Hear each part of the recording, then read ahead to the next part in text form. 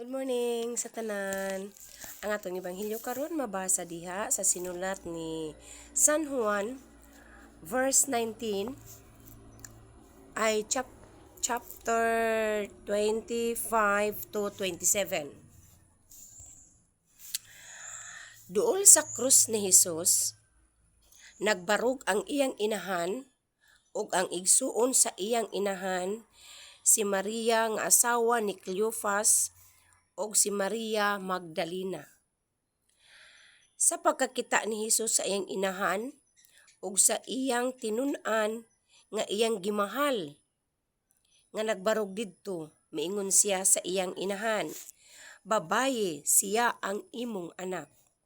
Unya miingon siya sa tinun-an, "Siya ang imong inahan." Sukad niadto, gidala sa tinun-an si Maria aron didto na mupuyo sa iyang balay. Ang ebanghelyo sa atong Ginoo. Daygon kanamo o Kristo. Ani ano sab kita karon niining lahi na usab nga bag-o nga kabuntagon. Magpasalamat kita kanunay sa Dios Amahan tungod sa walay puas, walay hunong sa iyahang pagmahal dinhi kanato.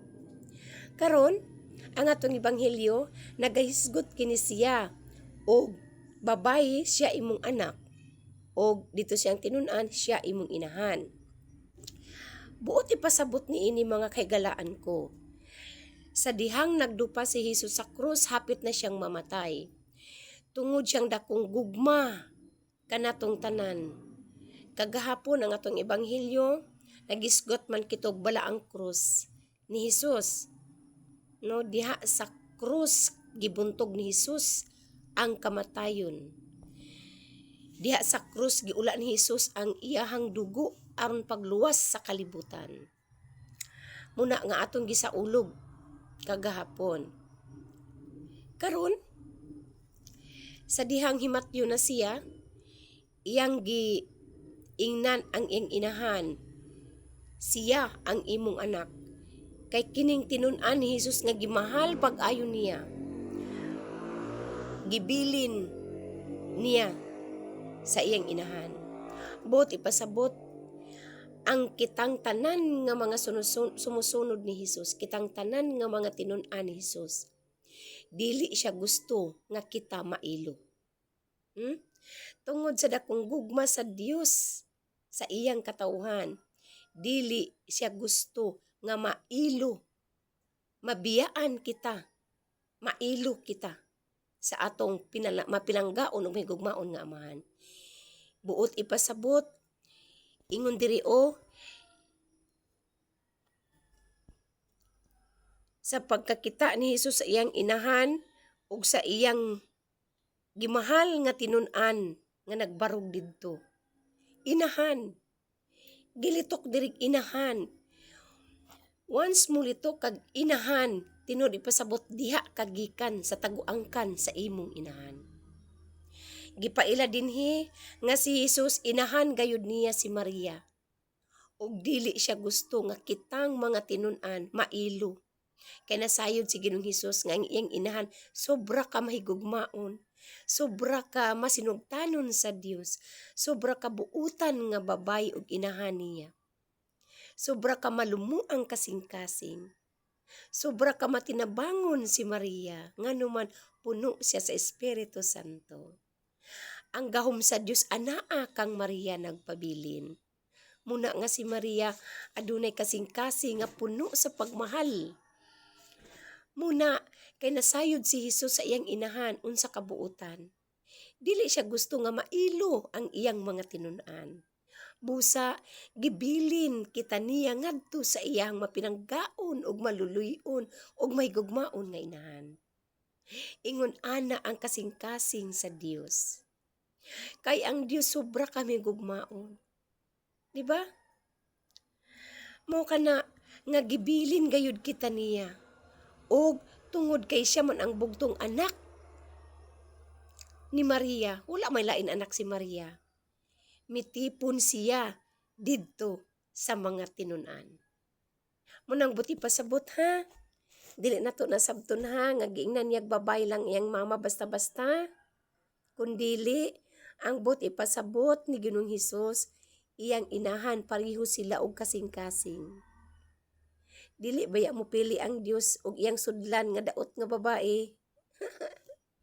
Di ba? Gipaklaro gayud kini nga si Maria inahan ni Hesus. Og si Hesus gugmaman, dili siya tawo nga walay batasan. May gugmaon siya. Kung gihigugma kita sa Dios, mas labaw gihigugma niya ang inahan. Muna atong timan-an ha? Mo kana nga gibilin kita ni Hesus ngadto sa iyang inahan. Busa kita, mutawag kita mga igsuon ni Kristo, mutawag kita og Mama Mary. Kay gibilin kita sa Dios ngadto sa iyang inahan. Dili siya gusto nga mahimo kitang ilong tuwapos nga mawad-an og inahan og amahan. Kay siya nawala man sa kalibutan, gibilin ni Hesus ang iyang tinun-an ngadto sa iyang inahan. Isip, siya ang atong kamagulangan. Di ba siya ang atong kamagulangan? Munang kitang mga igsuon ni Kristo, maingon kita, good morning sisters, good morning brothers, kay mga igsuon kita ni Kristo. Mo kana, lisod mapod kaayo nga muangkon kita, nga igsuon kita ni Hesus. Mga brothers ug sisters, unya, wala di ay inahan. Mo bitaw nang gitawag kitag brothers ug sisters, kay aduna kitay inahan nga buutan kaayo. Aduna kitay amahan nga buutan kaayo. Diba? Okay? Muna siyang kamatuoran ha. Kay ang Diyos gugma man, ang pagsabot sa iyahang mga pulong balaan man ni balang espiritu pod makasabot. Now, kung ang atong Diyos si Kristo nga gugma, mabati ginato iyang gugma, nga kita gibilin ngadto sa iyang inahan. Ang iyang inahan ato usab nga inahan, ato usab mama. Good morning Mama Mary. Good morning kanatong tanan mga igsuon ko diha ni Kristo. Kay dili biya kita matawag og anak kung wala kitay inahan. Amen? Okay?